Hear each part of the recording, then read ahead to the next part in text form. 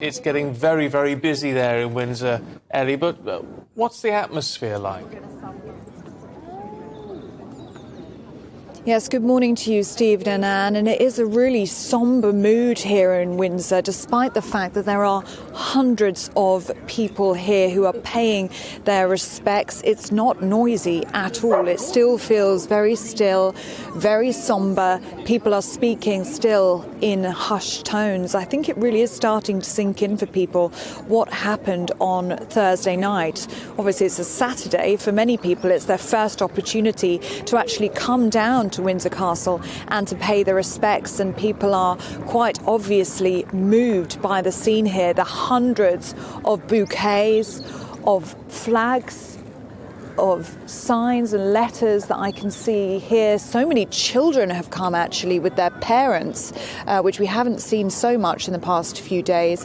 And you can also see behind me, if you're watching on TV and if you're listening on the radio, there's so many dogs here. And I've been speaking to people who are saying they intentionally brought their dogs because they knew that that's what Her Majesty would want. She was a dog lover, as we know. And so many people have brought their dogs here because they're ultimately family members, aren't they? And people are bringing their family here to witness this moment in history. We've been here since 5 o'clock this morning, and I was speaking to castle staff here, and they said they actually had to clear 80% of the bouquets here overnight as there were simply so many, and they are expecting thousands of people here at Windsor Castle.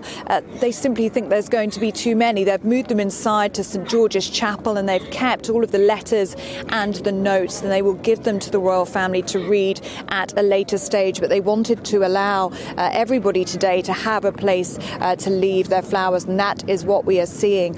And Stephen and Anne, what I have noticed today is that people have come from much further afield. Yesterday what we were seeing were local residents and tourists that had come to see Windsor Castle. Many of them had booked tours around the castle. Obviously those were cancelled. They'd been met with these emotional scenes instead. But today I'm speaking to people who have come from Bristol, from Gloucestershire, from the Cotswolds. They've been up since 4 o'clock in the morning to make their way down to Windsor Castle, and many of them, after hearing King Charles III's speech last night, they felt motivated and inspired to come and pay their respects to the late Queen Elizabeth II. I spoke to many people here this morning, and here's what some of them told me.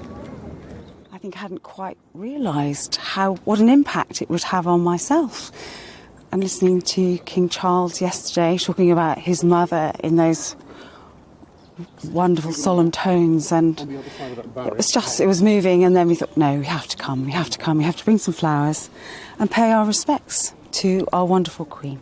It was on behalf of the student body of the school, and the head boy had signed a message on it, so it was mainly the students' sorrow that produced that wreath.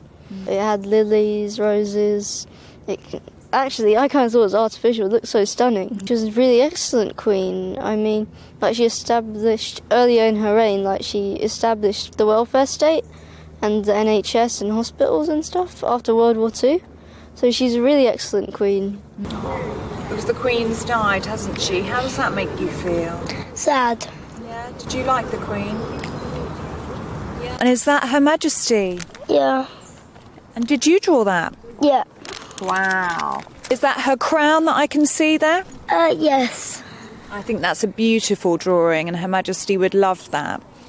It was very quiet. There was people weren't chattering, and there wasn't that rustle and bustle that you usually get in Windsor. So the whole town, all the people are dressed in black, even in the shops that are open. Some of them are closed. And yeah, it was a different atmosphere. So a sombre and a still time of reflection here outside Windsor Castle, and I'm sure we're going to continue to see a stream of mourners throughout the day.